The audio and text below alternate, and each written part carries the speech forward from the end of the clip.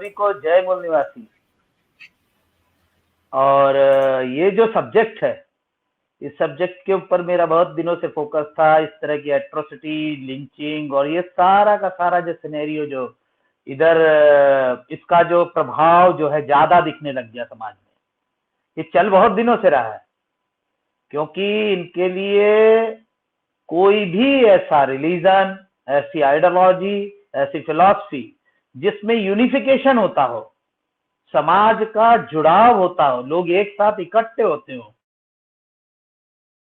सारा का सारा वो कोई भी एरिया में होता हो, वो ब्राह्मणवाद के अगेंस्ट में है, उसका एनिमी है, उसके लिए वो जहर है। अगर यूनिफिकेशन होता है इन पॉलिटिकल पार्टी, देखिएगा उनको कैसे भी वो डिवाइड करता है, उनका लीडरशिप को टेक ओवर करता है, उसको गुलाम बनाता है, फिर उसके बाद उसको डिवाइड कर देता है। यूनिफिकेशन इसको अच्छा नहीं लगता। तो पास्ट में क्या हुआ, जो बौद्ध संघ था उसको पहले क्या किया, ये उसके अंदर इंटरवेन किया। इनका बहुत टेक्निकली देखेंगे आप, प्रेजेंट से ही सारा कुछ रीड कर लीजिए पास्ट का। प्रेजेंट में सारी पिक्चर पास्ट की चल रही है। ये सब्जेक्ट सिमिलरली उसी के लिए बनाया गया। पास्ट में बुद्धा को जब ये काउंटर नहीं कर पाए, उसके विचार को, उसकी फिलॉसफी को, इसकी आइडियोलॉजी को, तो वो उस संघ में आर्टिफिशियल डिजाइन होके घुस गए। घुसने के बाद उस संघ को पहली बार इन्होंने छिन्न भिन्न किया हीनयान और महायान में, और अपना फार्मूला जो कि ब्राह्मणवाद का फार्मूला है, इस पृथ्वी पे चलता है, डिवाइड एंड रूल का फार्मूला है, उसको लागू किया। हीनयान महायान में घुसे, वैचारिक रूप से मतभेद पैदा किया और दो भागों में इसको विवाद कर दिया। हीनयानी लोग जो है वो बुद्धा की फिलॉसफी के ज्यादा करीब और ज्यादा उसको मानने वाले रहेगा। महायान में जो लोग भी इंटरवेन किए थे संघा में, जिन्होंने उसको डिवाइड किया, वो लोगों ने महायान को अडॉप्ट किया। फिर क्या किया, आइडियोलॉजिकल और फिलॉसफिकल चेंज लाने के लिए, डेविएट करने के लिए बुद्धा की, उन्होंने जो त्रिपिटक था, पाली में जो था, क्योंकि जन की भाषा में था, जन की भाषा मतलब ये भाषा एक यूनिफिकेशन का प्रोसेस है, उसको डिवाइड करने के लिए अलाइट क्लास की जो भाषा में है उसको ट्रांसलेट किया। त्रिपिटक को संस्कृत कितना परसेंट लोग बोलते हैं आप जानते ही हैं। मेरे ख्याल ब्राह्मण भी नहीं बोल पाता, क्योंकि उसमें कोई इंटरेस्ट नहीं है, उससे कोई इंटरेस्ट फुलफिल नहीं होता, इसलिए उसको बोलता नहीं है। लेकिन उस पीरियड में इन्होंने जन जन को त्रिपिटक से अलूफ करने के लिए, यूनिफिकेशन से अलूफ करने के लिए, डिवाइड करने के लिए उसको संस्कृत में ट्रांसलेट किया। और ट्रांसलेट करता है जब ना, जैसे बाबा साहब का जो राइटिंग एंड स्पीचेस है वो इंग्लिश में अवेलेबल है, और जो पब्लिश हुआ है वो नागपुर का एजुकेशन डिपार्टमेंट ने जो है पब्लिश किया है, और इंग्लिश में है, पाली में भी एक है उनका, और मराठी में भी है, लेकिन ज्यादातर जो है वो इंग्लिश में है। उसको भारत का सामाजिक कल्याण मंत्रालय हिंदी में ट्रांसलेट करता है, काफी कुछ उसमें एम्बेलिशमेंट करता है। सिमिलरली बुद्धा एंड धम्मा जो लिखा गया है वो बाबा साहब के ना रहने के बाद, तो उसमें बहुत सारी चीजें आप जब देखेंगे रैशनल ब्रेन से, लॉजिकल ब्रेन से, तो लगेगा जैसे कि बाबा साहब की बात नहीं है। तो ये काम इनका बहुत पुराना काम है। ये किसी भी ऐसे विचार को जो समाज में यूनिफिकेशन करता है, समाज के उन्नयन के लिए, क्योंकि यूनाइट सोसाइटी जो है वो आगे बढ़ती है, वो ऑर्गेनाइज होती है। ह्यूमन क्या है, वो ऑर्गेनाइज है, इस पृथ्वी पे सबसे बेहतर ऑर्गेनाइज है। उनको डिवाइड करके रूल करने का मैकेनिज्म ये लगाता है। और ये फिर कैसे वो लगाता है, इस्लाम के साथ उसके एक प्रॉब्लम आ रही है। इस्लाम में डिवीजन नहीं है, मुसलमान में है। और मुसलमान में क्यों है, भारतीय मुसलमान में सबसे ज्यादा है, क्योंकि वो कास्ट फॉलो करता है। इनका ये मैकेनिज्म जो है इन्होंने इस्लाम के मानने वाले मुसलमानों तक में भी इंप्लीमेंट कर दिया। वकार साहब सामने बैठे वो बेहतर जानते हैं इस बात को। तो बुद्ध संघ को डिवाइड किया, डिवाइड करके उसके अंदर इंटरवेन किया, इंटरवेन करके डिवाइड किया, फिर इम्प्लेट किया, फैब्रिकेट किया, और पूरा का पूरा बुद्धा की आइडियोलॉजी को वहां से डेविएट करना शुरू किया। और बुद्धा का मैं एक बात कहना चलूंगा, क्योंकि बहुत सारे बुद्धिस्ट मीन्स है जो नॉलेज प्रोसेस में लगे रहते हैं। भारत जो नाम है पाली का भारत, जो नॉलेज प्रोसेस में रहते हैं वो एरिया कहलाता था भारत, जिसका कि एक माइथोलॉजिकल आर्टिफिशियल जो है, ये एक स्टोरी जो है, ये पूरा का पूरा इनका काम ही आर्टिफिशियल और माइथोलॉजिकल, मतलब एक गढ़ी हुई कहानियों से चलता है पूरा का पूरा, आज तक भी चल रहा है। फिर इधर वर्तमान में आप देखते होंगे कि इन्होंने बौद्ध के मानने वालों को समाज से अलग करने का प्रोसेस शुरू किया, डिवाइड करके उनको इस कंडीशन में ले आए कि समाज में उनके साथ कोऑर्डिनेशन बिल्कुल खत्म करा दिया। मेजॉरिटी के लोगों के साथ उनका कोऑर्डिनेशन, कोऑपरेशन खत्म करा के उनको अनटचेबल बनाया। इतना धूर्त है ये अनटचेबल, और छोटा नीचा ऊंचा, बहुत लोग अभी भी यहाँ पे बोल रहे थे ऊंचा नीचा विदिन ए ह्यूमन नहीं होता कुछ भी ऐसा, लेकिन ये प्रोसेस उसने लगाया। सिमिलरली आज की डेट में यही काम कर रहे हैं ये मुस्लिम्स को।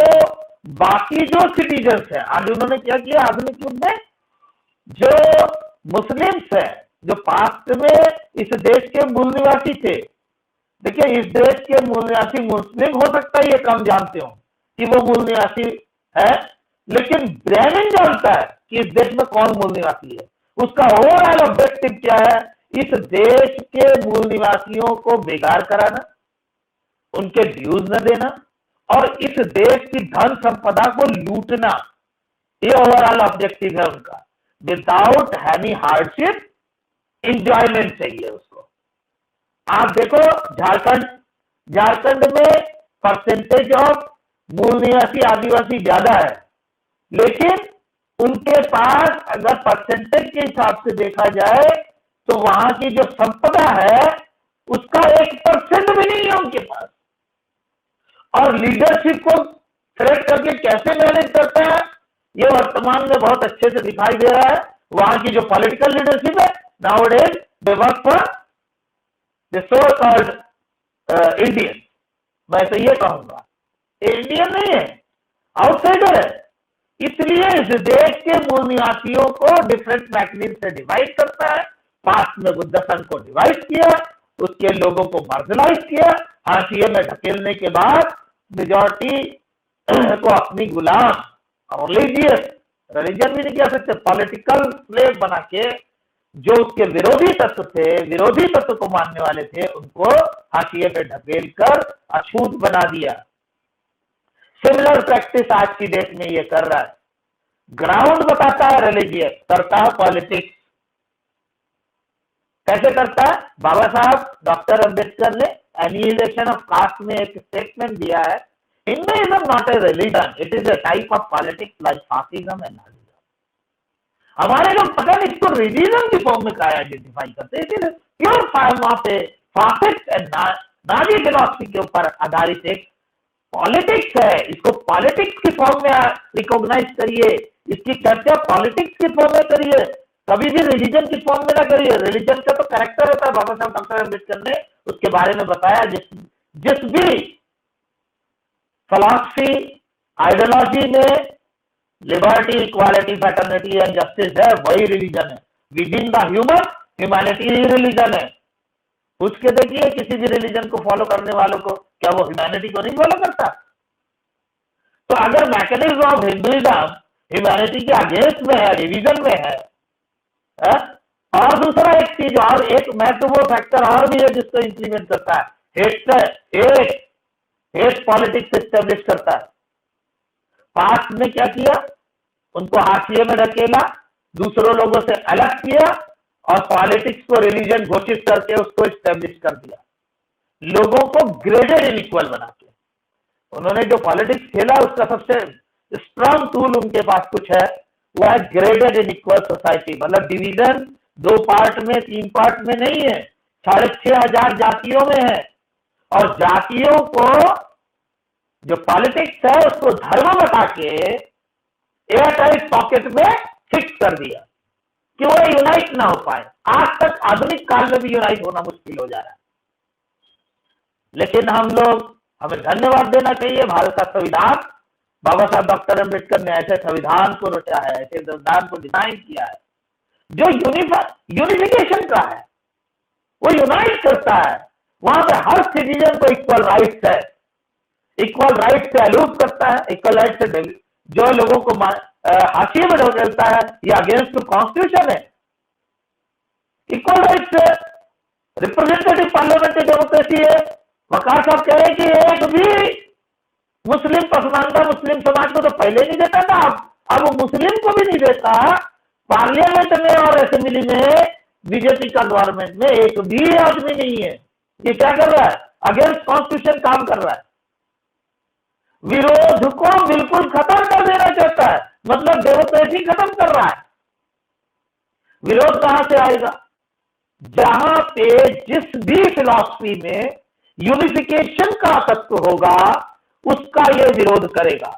वर्तमान में मॉडर्न एज में अगर आप देखते हैं मूलनिवासी बहुजन, अगर एक प्लेटफॉर्म उनके पास रिलीजियस है तो वहां पे इस्लाम का जो प्लेटफॉर्म है, अगर इस्लाम ठीक से लोग फॉलो कर रहे हैं तो उस रिलीजियस प्लेटफॉर्म पे इक्वालिटी है। मैं बार बार कहूंगा वहां इक्वालिटी है। लोग उसका रैशनल, लॉजिकल और साइंटिफिक टेम्परामेंट नहीं समझते, इसीलिए इवन दो मुस्लिम भी नहीं समझते, वो कुरान ठीक से समझते नहीं है। वो जो इतना नीचे ढकेल दिया है ना, जो वकार साहब कह रहे थे, अभी बहुत सारे लोगों को पूछोगे, मुस्लिम लोगों को, भाई कुरान पढ़ लेते हो? तो कहा नहीं बाबू हम नहीं पढ़ पाते। बहुत सारे गरीब कमजोर लोगों से तो जिस रिलीजन में इकरा मतलब पहला वर्ड है, जैसे कि भारत का कॉन्स्टिट्यूशन है, उसमें वी द पीपल, वी पहला वर्ड है, मतलब यूनिफिकेशन, उसको डिवाइड और हेट से डिवाइड करता है, फिर हेट क्रिएट करता है, हेट की पॉलिटिक्स क्रिएट करता है, हेट की पॉलिटिक्स एस्टेब्लिश करता है सोसाइटी में, और उसके बाद ऐसे विरोधी जो उसके विरोधी तत्व होते हैं उनको अछूत बना देता है। सिमिलर प्रैक्टिस वो आज की देश में ध्यान से देखेंगे तो मुस्लिम के साथ कर रहा है। आज उसने मूल निवासी बहुजनों को डिवाइड किया हुआ है। डिवाइड, अगर कॉन्स्टिट्यूशन को देखें तो कॉन्स्टिट्यूशन इंप्लीमेंट होने से वो यूनाइट होते हैं। Maybe they are Christians, maybe they are Sikh, Buddhist, maybe they are Sikh, maybe they are Muslim, किसी भी धर्म को मारने वाला है, अगर वो भारत के संविधान को मानता है तो वहां पे एज एन सिटीजन वो यूनाइट होते हैं। ये प्रॉब्लम आ गई है इनके लिए भारत का संविधान क्यों प्रॉब्लम है? वो भारत के नागरिकों वी बनाता है, उसका पहला वर्ड वी है। मैं मुस्लिम लोगों से फिर एक बात कहना चाहता हूं कि वो भारत के संविधान को पढ़ उनकी रिलीजियस गाइडलाइन है, उसको फॉलो नहीं करते हैं। आज उनकी स्थिति ये है, उनके लिए मैं, क्योंकि ये परिस्थिति हमने बताई है, इसका समाधान, क्योंकि मुस्लिम्स के साथ जो एट्रोसिटीज हो रही है, जो लिंचिंग हो रही है, इसमें मूल निवासी बहुजनों को इन्वॉल्व कर रहा है, जिससे वो डिवाइड रहे और नुकसान भी उनके ही पाले में मैदान में गेम खेल के कर रहा है। मान ये समझ लीजिए, अगर हेट की जो पॉलिटिक्स है अगर हमारे पाले में खेली जाएगी तो चाहे जीते हारे नुकसान हमारा ही होगा। मतलब मूल निवासी बहुजनों के बीच में खेली जाएगी अगर हेट की पॉलिटिक्स, तो नुकसान मूल निवासी बहुजनों का होगा। वो नागरिक जो अधिकार है उनसे अलग हो जाएंगे, वो अधिकार धीरे धीरे उनके चले जाएंगे, और यही वो कर रहा है। उनको नागरिक अधिकार नहीं देना चाहता, भारत के संविधान को लागू नहीं करना चाहता है, इसलिए भारत के मूल निवासी बहुजनों को डिवाइड करके, जैसे पूर्व में बुद्ध संघ को उसने डिवाइड किया, भारत के मूल निवासी बहुजनों को डिवाइड किया। डिवाइड करने के बाद उनके बीच में घृणा की राजनीति लागू कर दी। भारत में आज वही घृणा की राजनीति वो लागू करता है।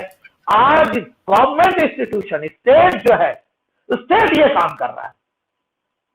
ये बहुत शर्म की बात है, भारत का संविधान रहते हुए स्टेट ऐसा काम कर रहा है जिससे कि इंडिविजुअल इंटरेस्ट को मेंटेन रखा जाए। इंडिविजुअल मतलब इस देश में जो लोग क्षमतावान हैं और एब्सोल्यूट फॉर्म ऑफ पावर में है, रुकना होगा, वो उस पावर को जी ठीक है।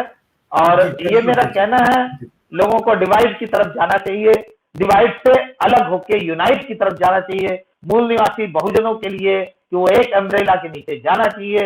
इंडियन कॉन्स्टिट्यूशन वो अम्ब्रेला है, अगर उसके नीचे जाते हैं तो वो यूनाइट होते हैं, उनके इश्यूज सिमिलर होते हैं, उनके जो है मसाइल एक होते हैं।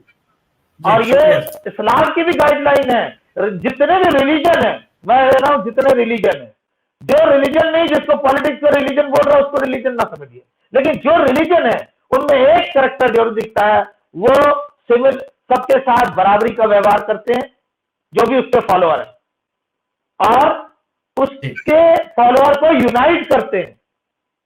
ये है रिलीजन। उसमें लिबर्टी, इक्वालिटी, फ्रैटर्निटी और जस्टिस के तत्व हैं, जैसा कि हमारे कॉन्स्टिट्यूशन में है। तो मैं ये कहना चाहता हूं, अपनी बात को यहाँ पे कह के विराम दे रहा हूं कि हमको अपने कॉन्स्टिट्यूशन में फोकस करना चाहिए। अगर हम डिफरेंट दूसरे इश्यूज, जैसा कि काजी साहब ने कहा कि वो इश्यू बनाता है और हमारे लोग उसमें भी, ठीक है। क्या प्रदीप जी, मैं इस चैनल के माध्यम से ये कहना चाहता हूं, उनका मैकेनिज्म डिवाइड एंड रूल है, हमको यूनाइट होना है। और इंडियन कॉन्स्टिट्यूशन भारत के प्रत्येक नागरिक को, प्रत्येक सिटीजन को इक्वल राइट्स देता है, इक्वल अपॉर्चुनिटीज देता है। उसके अंदर liberty, equality, justice and fraternity के गुण है। ये तत्व ही रिलीजियस जो है एलिमेंट्स है, इसको हमें अपने भारत के हर नागरिक को एज एन नागरिक इसको अपना ग्रंथ मानना चाहिए, इसको वही रिस्पेक्ट देनी चाहिए। इसके लिए उसके वही काम सारे करने चाहिए जो रिलीजन, उनका रिलीजियस एक्टिविटी है वो पर्सनल है, एज एन रिलीजियस ग्रुप उनको करना चाहिए, लेकिन एज एन सिटीजन इसको उसी तरह के रिस्पेक्ट, उसी तरह का फॉलो करना चाहिए।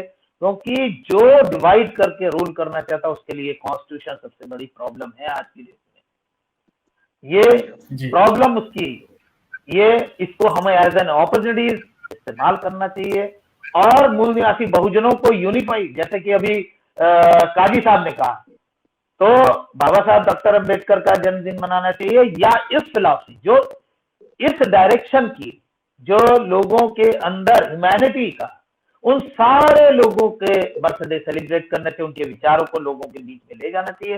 इससे मूल निवासी बहुजन समाज, जिसको डिवाइड करके ये लोग इस देश के मूल निवासी बहुजनों के ऊपर जो शासन करना चाहते हैं, ये शासन करने के विरोध में ये मूल निवासी समाज एकजुट हो सके। एक लंबा प्रोसेस है, लेकिन हम अगर इस पे आज चलना शुरू करते तो एक दिन मंजिले मकसूद तक जरूर पहुंचेंगे। इतनी बात को कह के मैं अपने बात को विराम देता हूं। जय भीम, जय मूल निवासी, जय संविधान।